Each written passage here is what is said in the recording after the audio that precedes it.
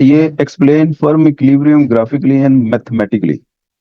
Firm equilibrium एक ऐसी situation है जिसमें एक प्रोड्यूसर की कॉस्ट मिनिमाइज हो जाती है और उसकी आउटपुट मैक्सिमाइज हो जाती है। यही वो सिचुएशन है जहां पे वो मैक्सिमम प्रॉफिट गेन कर सकता है। कोई भी प्रोड्यूसर के पॉइंट ऑफ व्यू से आप बात सोचें या एक फर्म के पॉइंट ऑफ व्यू से बात सोचें, तो उसका ऑब्जेक्टिव क्या होता है? उसका ऑब्जेक्टिव यही है कि अपने लिमिटेड रिसोर्सेज में रहते हुए मैक्सिमम आउटपुट जनरेट करना। तो ये थ्योरी हमें ये सिखाएगी आप अपने लिमिटेड बजट में रहते हुए आउटपुट को मैक्सिमाइज और अपने प्रॉफिट को मैक्सिमाइज किस तरह कर सकते हैं। बिल्कुल उसी तरह जिस तरह पहले हमने कंज्यूमर इक्विलिब्रियम किया था, और कंज्यूमर इक्विलिब्रियम का क्या ऑब्जेक्टिव था? अपने लिमिटेड रिसोर्सेज में रहते हुए अपनी यूटिलिटी और सेटिस्फेक्शन को मैक्सिमाइज करना चाहता था वो। लेकिन प्रोड्यूसर के पॉइंट ऑफ व्यू से बात करें, वो अपने प्रॉफिट को मैक्सिमाइज करना चाहता है। तो बातें सिमिलर हैं, उसमें एक्स कमोडिटी वाई कमोडिटी के पॉइंट ऑफ व्यू से बात कर रहे थे हम, और यहाँ पे हम लेबर कैपिटल के पॉइंट ऑफ व्यू से बात करेंगे, क्योंकि उसने इनपुट लगानी है तो आउटपुट बननी है। इनपुट दो तरह की वो लगा रहा है, एक लेबर एक capital. Introduction. The basic objective of firm is to maximise its output. एक तो वो या तो अपनी आउटपुट मैक्सिमाइज करना चाहता है या मिनिमाइज इस कॉस्ट ऑफ प्रोडक्शन, अपना खर्चा कम से कम करना चाहता है, क्योंकि ये दोनों ही कंडीशन ऐसी हैं जो उसकी प्रॉफिट को मैक्सिमाइज कर देते हैं। Therefore if the budget constraint is given, then the problem before the firm is to imply different unit of labor and capital in such a way such labor of capital and combination of labor and capital is known as optimum factor combination। optimum factor combination का पता होना चाहिए। अंबर, आपकी economics Urdu में है कि English में है? इंग्लिश में। ठीक है।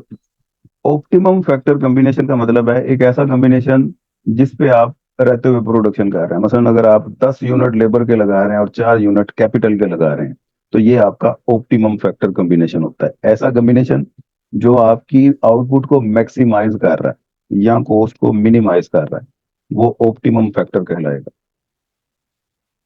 न्यू क्लासिकल और मॉडर्न प्रोडक्शन फंक्शन, ये नीचे लिखा हुआ है जी, मॉडर्न प्रोडक्शन फंक्शन। आउटपुट को क्यू से भी डिनोट किया जाता है। अच्छा, output is a function of labour, capital, organisation, technology वगैरह वगैरह। इस वगैरह वगैरह में चार पांच और बातें आ जाती हैं, जिसमें आपका टेस्ट आ जाता है, वेदर कंडीशन आ जाती है, सीजन आ जाता है। तो हमने इतनी डिटेल में नहीं जाना। जो मोटे मोटे वेरिएबल हैं अफेक्ट करते हैं आउटपुट को, वो ये चार हैं जो लिख लिए। अच्छा, ये न्यू क्लासिकल प्रोडक्शन फंक्शन है। इससे पहले हमने क्लासिकल प्रोडक्शन फंक्शन किया लॉ ऑफ वेरिएबल प्रोपोर्शन में, जिसमें output is a function of labour. क्योंकि क्लासिकल कहते हैं कैपिटल शॉर्ट रन में फिक्स होता है, सिर्फ लेबर है जो वेरिएबल होती है, इसलिए output is a function of labour. ये क्लासिकल का प्रोडक्शन फंक्शन था। और न्यू क्लासिकल में वो कहते हैं कि output is a function of labour, capital, organisation, technology. ये चार चीजें हैं। इसको भी अगर आप समराइज करें तो output is a function of labour and capital both. ये आप समझ लें आसानी के लिए, ये न्यू क्लासिकल है। याद रहेगा फर्क?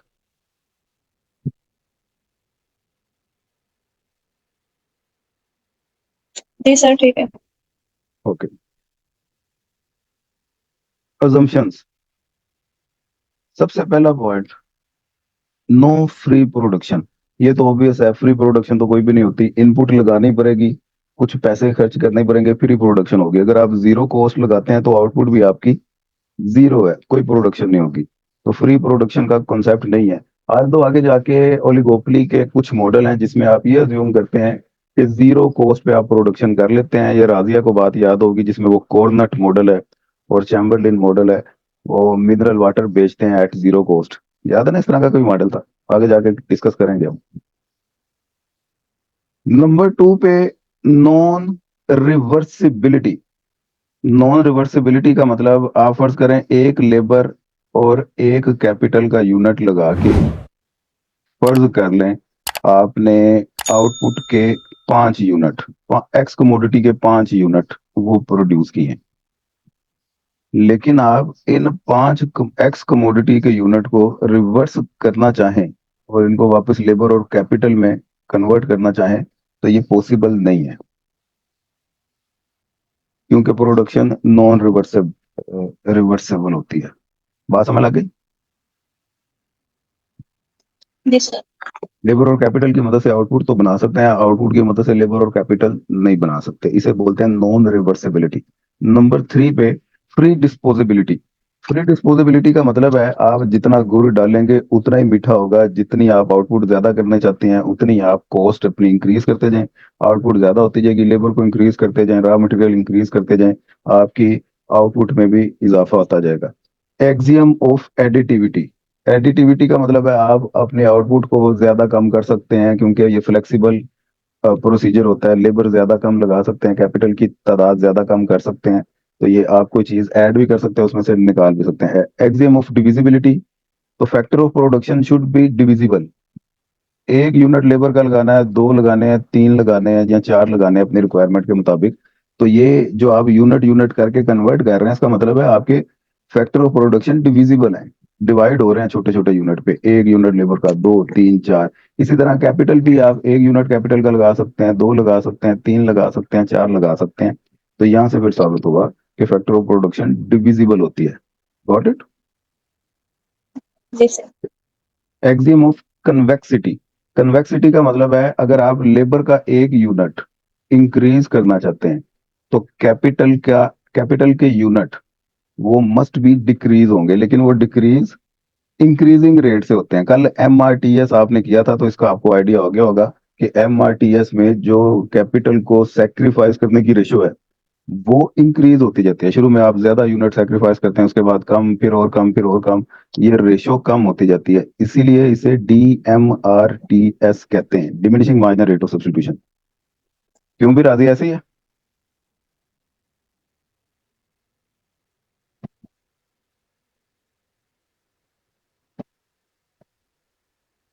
राजी है, चलिए नाश्ता करना है। अच्छा, अब इस वजह से ये जो शेप IQ की बनती है ना, ये कन्वेक्स हो जाती है। तो यही है एक्सियम ऑफ कन्वेक्सिटी। IQ की शेप आपकी कन्वेक्स ही होती है हमेशा। तो ये इसकी कुछ assumption है, इनको यहाँ से देख के एज इट याद कर लीजिएगा। आसान काम है, इसमें कोई मुश्किल नहीं। फिर भी कोई डिफिकल्टी तो किसी टाइम भी आप रब्ता कर सकते हैं, विल गाइड यू। आइसोकांट आ गया, ये कल डिटेल में मैं करवा चुका हूँ। डिफरेंट कॉम्बिनेशन दिखाता है लेबर और कैपिटल के, जहाँ पे प्रोडक्शन सेम रहती है।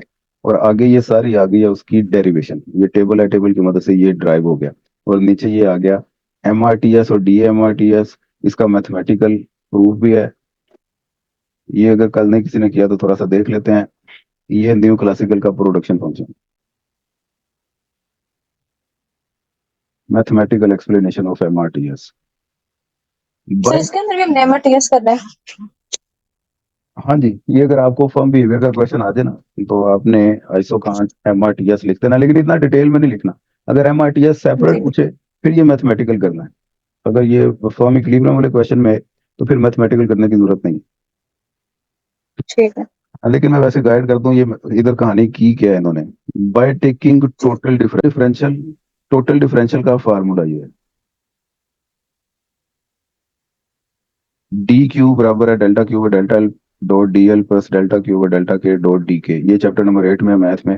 अब एक आइसोकांट के किसी भी पेयर पे चले जाएं, ABC, ये तमाम पेयर सेम सेटिस्फेक्शन देते हैं, यानी कि इनके दरमियान रेट ऑफ चेंज जीरो होता है।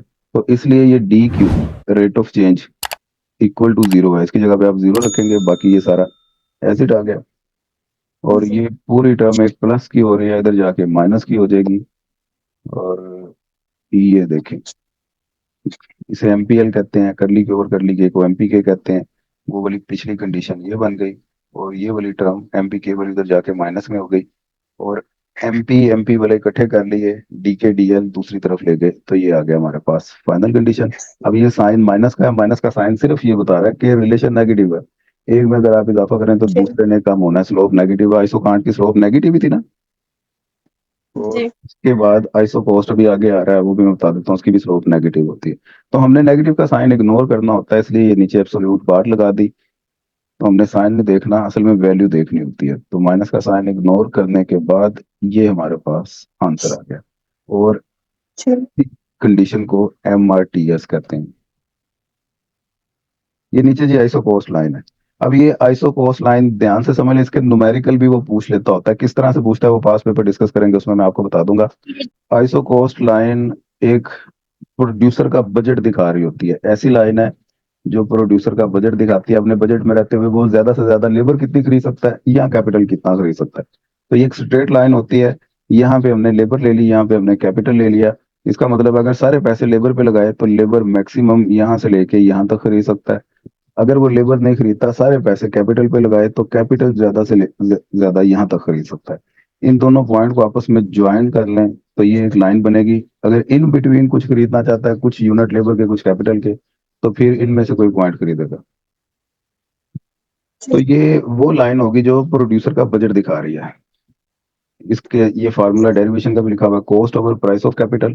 तो ये बता देगा आप कैपिटल कितना खरीद सकते हैं। लेबर अगर आप फाइंड करना चाहते हैं तो cost over price of labour. फर्ज करें आपके पास कॉस्ट 10 रुपए, टोटल 10 रुपए है, प्राइस ऑफ लेबर 1 रुपए है, प्राइस ऑफ कैपिटल 2 रुपए है। अगर आप लेबर का कोई यूनिट नहीं खरीदते, तमाम तर पैसों का कैपिटल खरीदना चाहते हैं, तो cost over price of capital ये करेंगे 10/2, तो आंसर आ गया 5। जी तो इसका मतलब फार्मूला ये होगी, यहाँ पे आ गई आपकी वैल्यू 5। और अगर लेबर खरीदना चाहें तो cost over price of labour 10/1। तो लेबर आप 10 खरीद सकते हैं, तो यहाँ पे आ जाएगा 10। तो फार्मूला ये वाला आपको बता रहा है कि आप ज्यादा से ज्यादा लेबर और कैपिटल कितनी खरीद सकते हैं। आगे ये नीचे इसकी मैथमेटिकल एक्सप्लेनेशन लिखी हुई है। अब बेसिकली स्लोप इसकी वो फाइंड करना चाह रहे हैं हम, cost over PK divided by cost over PL. ये cost over PK, cost over PL, इन दोनों को आपने डिवाइड करना है। ये प्राइस रेशो होती है बेसिकली। कोई आपसे पूछे आइसो कॉस्ट लाइन की स्लोप को एक्सप्लेन कर दें वो क्या होती है, तो आपने कहना है ये लेबर और कैपिटल की प्राइस रेशो है। क्या है? लेबर और कैपिटल की प्राइस रेशियो। याद रखिए। तो ये प्राइस रेशो का मतलब है इन दोनों वैल्यूज को डिवाइड करना है। तो यही इधर भी किया हुआ है, इन दोनों को डिवाइड किया हुआ है। साइन चेंज कर दिया तो वैल्यूज, पीएल ऊपर चला गया, कॉस्ट नीचे आ गया, कॉस्ट कॉस्ट कैंसिल हो गए, तो फाइनली आंसर हमारे पास ये आ गया पीएल ओवर पीके। तो ये वो प्राइस रेशियो ही हुई ना, लेबर और कैपिटल की प्राइस रेशियो, ये आ गया। अब यहां तक हम इस क्वेश्चन का इंट्रोडक्शन दे चुके, अजम्पशन दे चुके, आइसो कांट कर्व डिटेल में एक्सप्लेन कर चुके, आइसो कोस्ट लाइन ये डिटेल में एक्सप्लेन कर चुके। अब जो हमारा मेन क्वेश्चन था फर्म इक्विलिब्रियम का, अब हमने उस पे आना है, इक्विलिब्रियम की डायग्राम बनानी है। इस इक्विलिब्रियम के दो ही केसेस बनते हैं, जरा समझ लीजिएगा बात। एक केस तो वो जहां पे प्रोड्यूसर ये चाहता है कि उसकी कॉस्ट मिनिमाइज हो जाए। एक केस वो जहां पे वो ये चाहता है कि उसकी आउटपुट मैक्सिमाइज हो जाए, कॉस्ट की उसको टेंशन नहीं होती। दोनों डिफरेंट केसेस हैं। एक वो जिसमें उसको आउटपुट की टेंशन नहीं है, कॉस्ट की टेंशन है, वो कहता है कि कॉस्ट मिनिमम होनी चाहिए। और दूसरा केस जिसमें उसको कॉस्ट की टेंशन नहीं है, आउटपुट की टेंशन है कि यार आउटपुट मैक्सिमम होनी चाहिए। डिफरेंट सिचुएशन होती हैं। अब वो किस सिचुएशन में खेल रहा है उसके हिसाब से उसका इक्विलिब्रियम बनेगा। सबसे पहले cost minimisation subject to output constraint, ये पहला केस आ गया। Cost minimisation subject to output constraint, इस कंस्ट्रेन का मतलब आउटपुट गिवन है आपको या फिक्स है, उस गिवन आउटपुट में रहते हुए आपने अपनी कॉस्ट को मिनिमाइज करना है। आप फर्ज कर लें आपने कोई कारखाना लगाया हुआ है, कोई यूनिट लगाया हुआ है, और आपको एक ऑर्डर आ जाता है कि 1000 यूनिट आपने बना के हमें देना है। कोई गारमेंट्स का है, आपको गारमेंट्स की जीन्स की पेंटें आप बनाते हैं, तो 1000 पेंट्स का आपको ऑर्डर आ जाता है। तो अब इसका मतलब है आउटपुट कंस्ट्रेन है आपके पास, 1000 पेंटें आपने बनानी ही बनानी है। अब आपकी कोशिश क्या होगी कि कम से कम लागत में उन 1000 पेंटों को बनाया जाए। समझ आ गया बात? जी सर। इसे बोलेंगे cost minimisation subject to output constraint. Output हमें गिवन है, उसको सामने रखते हुए कॉस्ट मिनिमाइज करनी है। तो ये उसकी डायग्राम आ गई। जब आउटपुट गिवन होगी तो आउटपुट को आइसो कांट शो करता है। तो आइसो कांट की एक ही कर्व बनेगी, ये जो बनी हुई है। कॉस्ट की आपने 3 लाइनें लगा देनी है, एक ये, एक ये, एक ये। कर लेंगे इतना काम? जी सर हो जाएगा। अब इस सारे सिनेरियो में रहते हुए कॉस्ट उसकी मिनिमाइज कहाँ पे हो रही है, तो रूल एक ही है, जहां पे iso can't curve iso cost के बराबर हो जाए। वहां पे कोस्ट मिनिमम हो जाती है। अब बराबर इस ई पॉइंट पे भी हो रही है। इसे आप आर पॉइंट कहते हैं, इसे आप एस पॉइंट कहते हैं। आर और एस पे भी हो रही है। इस बजट लाइन का तो कोई चक्कर ही नहीं है, क्योंकि यहाँ से आपका आईक्यू गुजर ही नहीं रहा। तो फर्ज कर लेते हैं ये तीन ऑप्शन है, R E S. Cost minimum कहाँ पे होगी, कौन बता सकता है हमें? एस पॉइंट पे। जुनैरा नहीं ताहिर कहती है एस पॉइंट पे। जुनैरा खालिद क्या कहती है?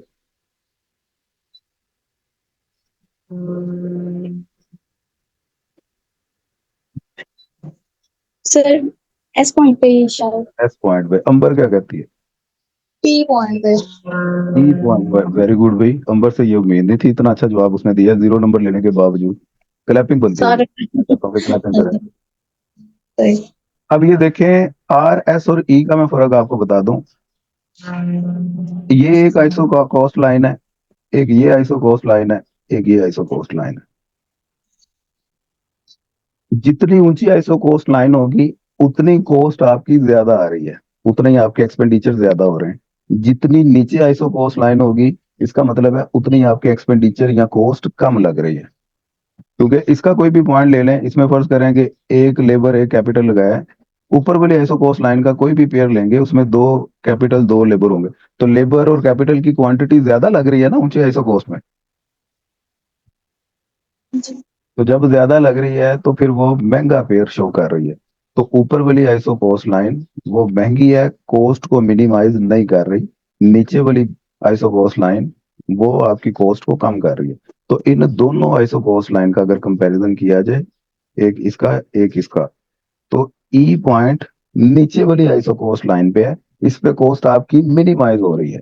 एस और आर पॉइंट ऊपर वाली आइसो कोस्ट पे है, इस पे कोस्ट आपकी मिनिमम नहीं हो रही।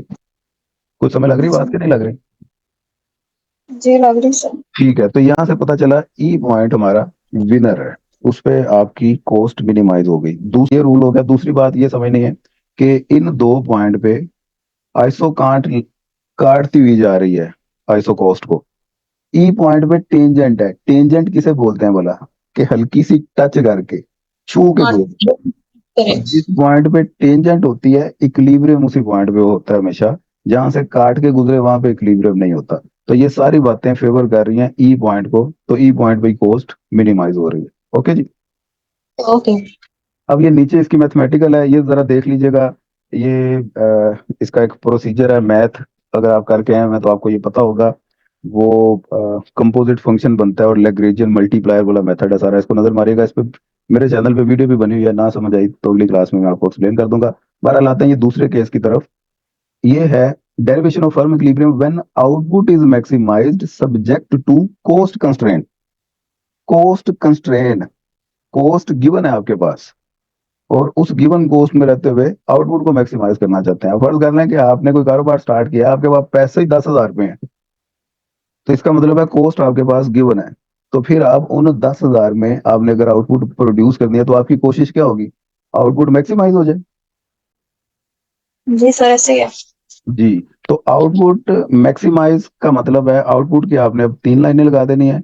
कोस्ट आपके पास कंस्ट्रेंट है, तो कोस्ट की एक ही लाइन लगेगी। मेरा ख्याल बात समझ लग गई अब। तो अगेन इन तीनों जी। सिनेरियो में एक ये पॉइंट बन रहा है, एक ये पॉइंट बन रहा है कि ये ऊपर वाला आइसो कांट 3 ये तो रेस से ही बाहर है, क्योंकि हमारे पास इतनी कैपेसिटी नहीं है, इतना बजट ही नहीं है। तो इसको आप रेस से निकाल दें, बाकी बच गए ये 3 पॉइंट। इसे आर कह दें, इसे एस कह, पता नहीं आर और एस क्यों मेरे दिमाग में आ गए हैं आज। तो आर और एस पे अगेन आइसो कांट काटता हुआ जा रहा है, और ई पॉइंट पे टेंजेंट है। तो यहाँ से फिर साबित हुआ कि ई पॉइंट पे ही आउटपुट मैक्सिमाइज हो रही है, आर या एस पे नहीं हो रही। दूसरी बात हमें ये बताया कि जितना ऊंचा आइसोकांट होता है, उतनी ज्यादा प्रॉफिट को प्रोडक्शन को शो करता है। तो आर और एस नीचे वाले आइसोकांट पे हैं, वो कम प्रोडक्शन को शो कर रहे हैं। ई हायर आइसोकांट पे है, वो ज्यादा प्रोडक्शन को शो कर रहा है। तो डेफिनेटली हम ज्यादा वाले को पिक करेंगे, ना के कम वाले को। तो ये आपका आउटपुट मैक्सिमाइजेशन का पॉइंट हो गया। तो ये नीचे उसका भी मैथमेटिकल आ गया है, इसको देख लीजिएगा सारा। अब न्यूमेरिकल वैल्यूज के साथ आपको किस तरह से वो क्वेश्चन पूछ सकता है, न्यूमेरिकल जब स्टार्ट करेंगे उसमें देखेंगे। अभी ये इसका सारा थ्योरेटिकल वाइज क्वेश्चन आपने तैयार कर लेना है। किसी किस्म की कोई दिक्कत हो मुझे लाजमी बताइएगा।